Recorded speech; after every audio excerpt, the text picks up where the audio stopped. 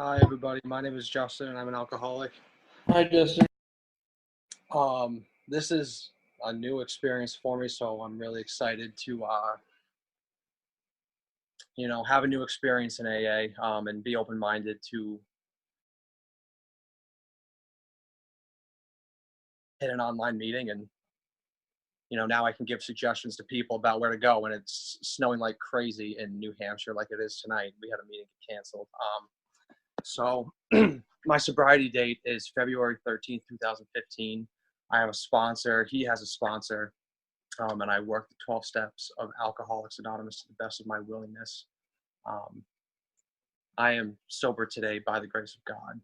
Um, if God or a higher power is something that fears you, like, welcome to Alcoholics Anonymous. You don't have to believe in my God. I'm not going to force it upon you. But what it took for me was a willingness to seek a higher power. So I'll share what it was like, what happened, and what it's like now. I'll try to, keep what it was like brief. I feel like, most of us know how to drink, how to drug. So my first girlfriend at the time, I was 16 years old and always full of fear in school. Anywhere that I went, I didn't have very many friends. I was very much a loner, kept to myself. And drinking, I didn't like it. I saw my family members, I have alcoholism on both sides of my family, and I didn't like how it made my family act. I didn't like how it made people that I saw in public act, and I thought it was stupid. Contempt prior to investigation. The first time that I drank, I fell in love with it. It gave me, I don't want to say liquid courage, but it masked my fears. A friend of mine, Rob, shares that a lot. I know what real courage is today, and it has nothing to do with the way that alcohol made me conduct myself. But it did a great job masking fears for this fearful alcoholic. So I drank everything that had been bought for us, and I couldn't wait to do it again. And I did again and again and again. When I was in college, my alcoholism really took off. In my freshman and sophomore year, I made the dean's list at the university that I went to. And as my drinking progressed, I started to say F it to everything, my classes, my relationships. And I was never much of a social drinker. I could probably count on two hands the amount of parties in college. I preferred to go home and drink in isolation, or go home and drink with my girlfriend. I hated everybody that I went to school with, and I knew none of them. I didn't want to get to know them. I didn't want them to get to know me. I prefer to just go home and drink. And that's what I did. So by the beginning of my junior year, I made what my father refers to as the other dean's list, and they were ready to kick me out of school. I would go to class, smoke cigarettes in the yard, drink, and just sit there as class was going, and then go home and continue to do what I wanted to do. And what that looked like was me blackout drinking to avoid any problems, drinking to avoid my feelings, drinking to avoid relationships, drinking to alter the state of my perception of reality. And so, needless to say, I got kicked out of school. I actually took a medical withdrawal because I manipulated the system. I was very depressed and sought counseling, got a letter, and got out of school. I moved back home. I'm from New Hampshire, and I live in New Hampshire. And I moved back home with mom and dad, and it was miserable. I had no gratitude at all. Today, I have a lot of gratitude that my family let me run back with my tail between my legs um, to their house, and I kind of blew them away a little bit with my behavior. When I moved out, I was pushing, by my last year in high school, I was pushing 250 pounds. Relatively decent kid, maybe a little quiet, a little weird. And I moved back home. I weighed about 160 um, with a full-blown alcohol problem. And so I would, you know, drink alone at home. And when I moved back, I didn't know anybody.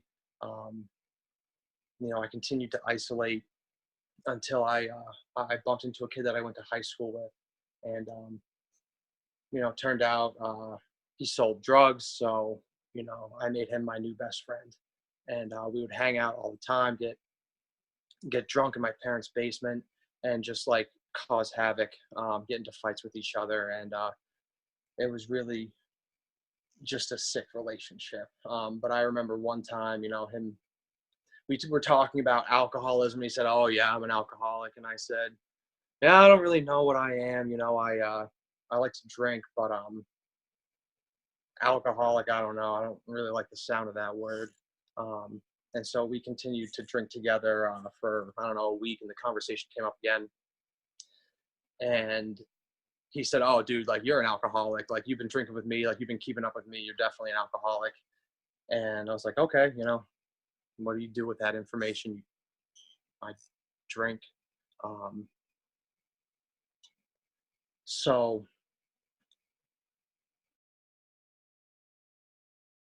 started to go south because not only am I an alcoholic, but I'm a thief, a liar, a manipulator. And so I lied and manipulate and stole from him. And, we would get into fights all the time. And, we were drinking together one night, and he really wanted to go out. I didn't get something to drink. I'm sorry. He really wanted to go out, and I really did not. And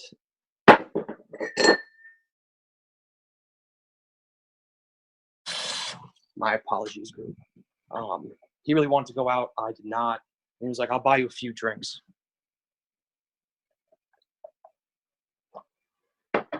The timing of that drink was impeccable. He said, I'll buy you a few drinks. I was like, "Sweet, let's go out." So he did. I was drunk before I left the house. We went out and continued to drink. He bought me some drinks. I played pool. Those people bought me some drinks. I smoked some people up in the parking lot. They bought me some drinks. I was spickled. And I ended up getting cut off in that. I ran my mouth, and my friend called me out on it. He called me a bitch because I was acting rather bitchy. And so we went out into the parking lot and, had words. And he was like, "F you, you can walk home." And I was like, "Fine, I don't want to be around you anyway." So I left the bar. I don't remember leaving. I don't remember walking to some other kid's house, but I ended up at another kid's house. And I was sitting there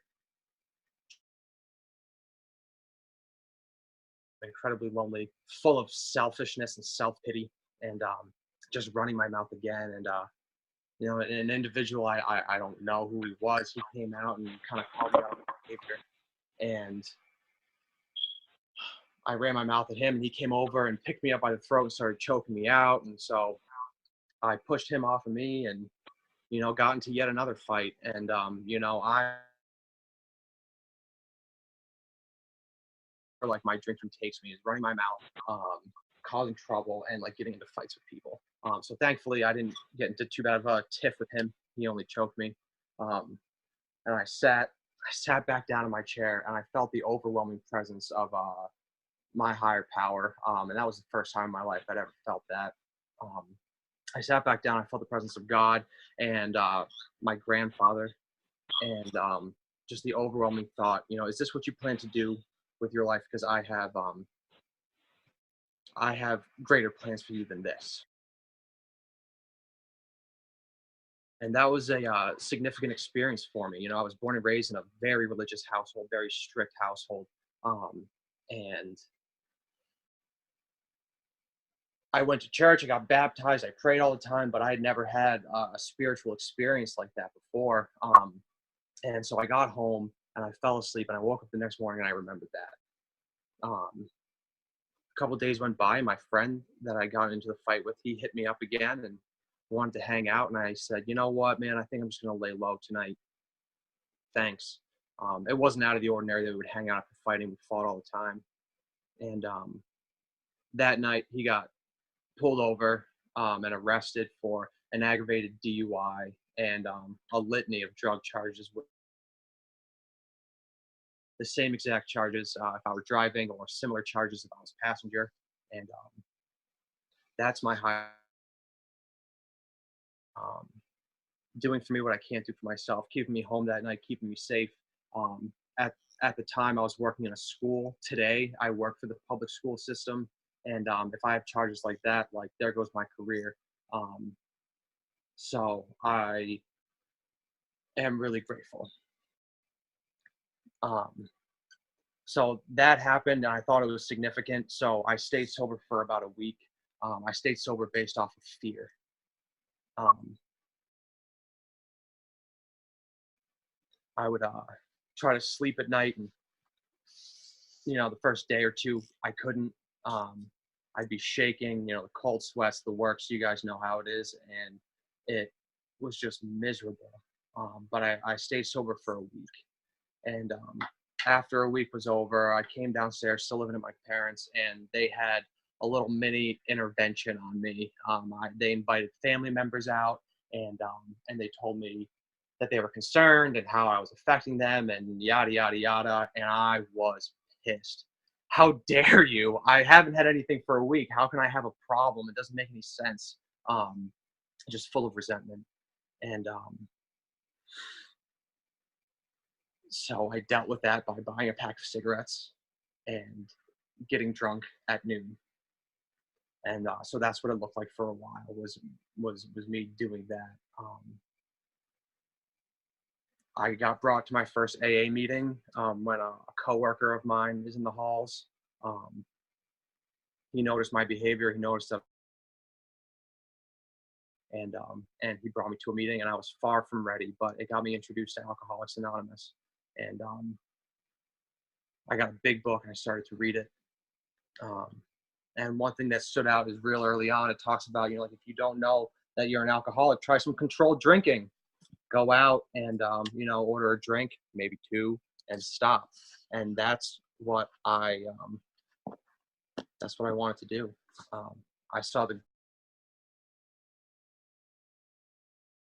12-pack, made it last like a week, and did some controlled drinking, smoked mad weed, and sweet, I'm not an alcoholic. Where's the gin? And so bouncing in and out of the program until I started to hit enough pain to really give this a shot. And I went to intensive outpatient treatment that got me going to meetings more, got me talking more. I continued to lie. I continued to smoke a lot of pot. But I was going to meetings, and I found a sponsor.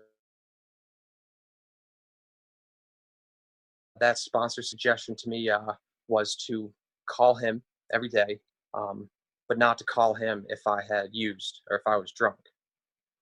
And so that worked out perfectly for me. I never called him, and tried to do the step work. And when I was looking for a sponsor, when I was first coming around, I was looking for somebody who was sick, somebody who had definitely earned his seat in Alcoholics Anonymous, had clean time and had something to offer, but somebody who definitely earned his chair there. That way I could open up to this individual, talk to him, tell him what I was up to, and then have him be like, kid, what are you even talking about? That's nothing. Like, go back out there. Like, you don't even belong here. And that's not what I experienced about acid rehab. So that backfired.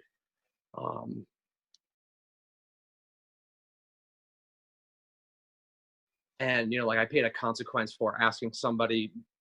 I did not ask somebody who had something that I wanted to be my sponsor. And I ended up paying consequences for that. At that time, the most time I put together was about 3 or 4 months. And I put that time together by being of service to Alcoholics Anonymous, making it to meetings, doing chips, sharing when I had the time. And the first time I shared, I lied. I lied a lot because I didn't think that I had a problem. And so I tried to um, make things seem worse than what they really were. And I didn't stay sober. I would go back out. And in the end, what it looked like for me was complete isolation. And whenever I would get drunk, I would be extremely suicidal.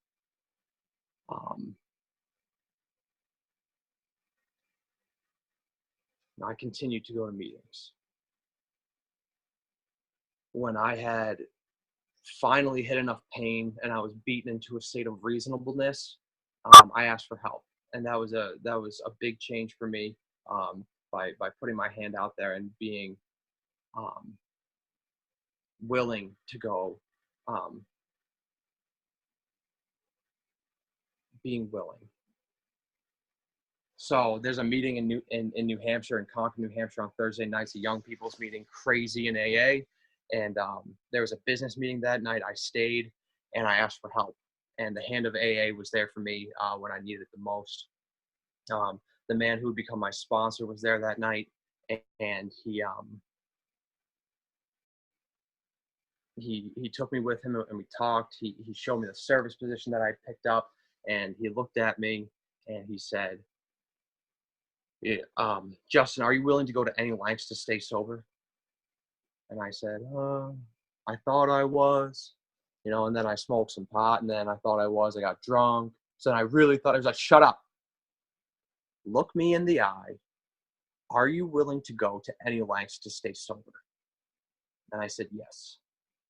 And what that looked like for me was calling my sponsor every day, making it to 90 meetings in 90 days, being of service in those meetings, working the 12 steps of Alcoholics Anonymous, and prayer.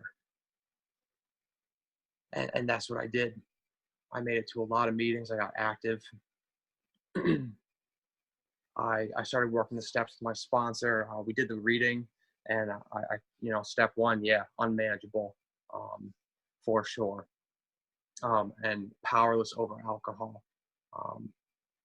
Once I put something in my system, and I want more, I crave more, and I drink, I drug, and ruin relationships, ignore responsibilities. I don't really remember official step 2 with my first sponsor, but just talking about God, and for me, it's about being willing. And and my higher power has changed immensely since, 2 years and 11 months ago. But I was willing to seek that higher power. I took a 3rd step prayer with my sponsor. We held hands in his truck and said the 3rd step prayer. And he said to me, isn't it incredible that right here, right now, God is in this truck with us in Concord, New Hampshire, outside of a meeting, and God is right here with us right now. And I said, yeah, sure. That's pretty cool. I got out of his truck and immediately seized my will back. The next morning, I called out of work. I didn't show up, and I made the decision to sit in self-pity for the day.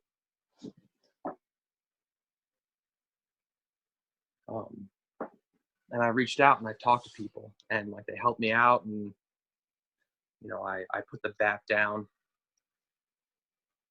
My 4th step with my first sponsor was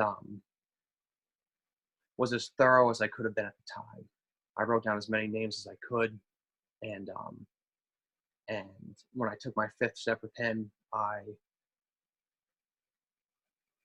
didn't have a come to God moment.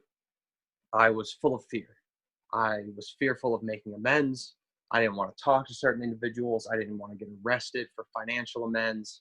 I didn't want to take ownership for my behavior. I was full of fear. But that's step 5, and amends are step 9. So I skipped a couple in my head and, you know, just lived in that fear for a while. Went home and I spent an hour with God. I meditated, I prayed, and I felt called to read the big book. So I did that, and I looked over my fourth step. And took the seventh step prayer, the amends, writing my amends list, and then making my amends is a huge part for my recovery. It was so eye opening and so awakening, and I'm incredibly grateful for that. One of the biggest ones that stands out was one I made with my aunt and my uncle. I didn't want to. I respected my uncle. I feared my uncle. I respect my aunt. I never stole anything from them. And I was talking to my sponsor, and I said, I don't even know if I owe an amends to my aunt and uncle. And he said, are they on your list? I said, yeah. He said, goddamn amends, like they're on your list. Do it. Are you willing to go to any lengths to stay sober? So I did. I made plans, and I thought about it, and I prayed about it. I went into it and took ownership for the things that I could think of. And I said, is there anything that I can do to right my wrongs? And they said, Justin, please continue to stay sober. Please continue to do the work you've been doing. And I said, is there anything that I left out? There was a lot that I left out. Things that I'd forgotten about, things that I didn't even know that I did. They reminded me about the time that they had to come over to change the locks on my parents' door because of the unsavourable people that knew what the key was that I was hanging out with. And then some other things, and so that was a real eye-opening, and I'm so thankful that I made that amends. And writing inventory was something that I wasn't too good at, and something that I can, work more on today. Prayer and meditation are a huge part of my recovery. I try to meditate every day, especially when I'm obsessing over BS. Which happens occasionally. I will sit in that for a while, and then I'll bring it to God, and I'll meditate. What I like to do when I meditate is I breathe in and I say, in with God. I breathe in with God, and I breathe out and I say, out with everything else, out with the bullshit, out with the darkness. And then I'll think about something and I'll recognize it and then try to move back to thinking about, breathing in my higher power. And step 12, practicing these principles in all of my affairs and carrying this message to the still sick and suffering alcoholic is absolutely incredible. Working with other alcoholics packs so much into my life. I have the privilege of living in a men's sober house as a house manager, and I don't try to manage nothing.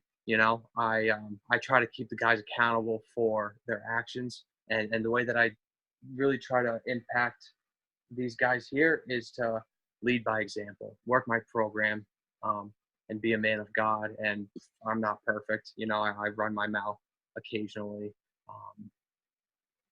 but the meetings that we have here, the prayer that goes on, the relationships that I've made are second to none.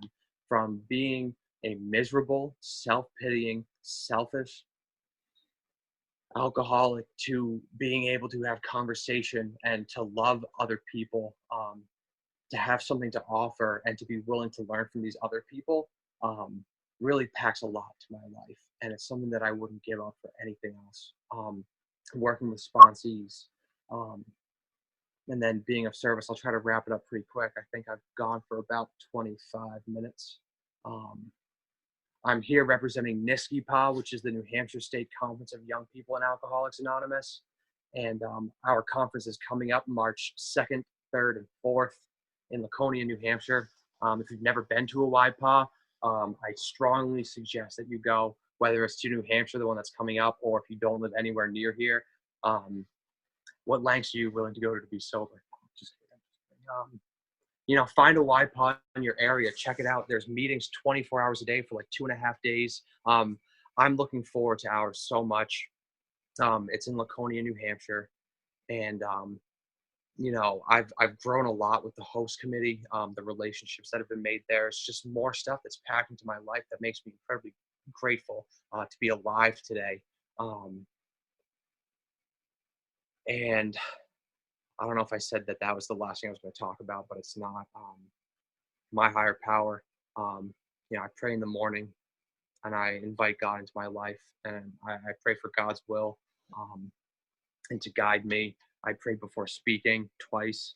And at the end of the night, I get on my knees and I thank God for keeping me sober today and for removing the desire and the obsession to drink and to use drugs.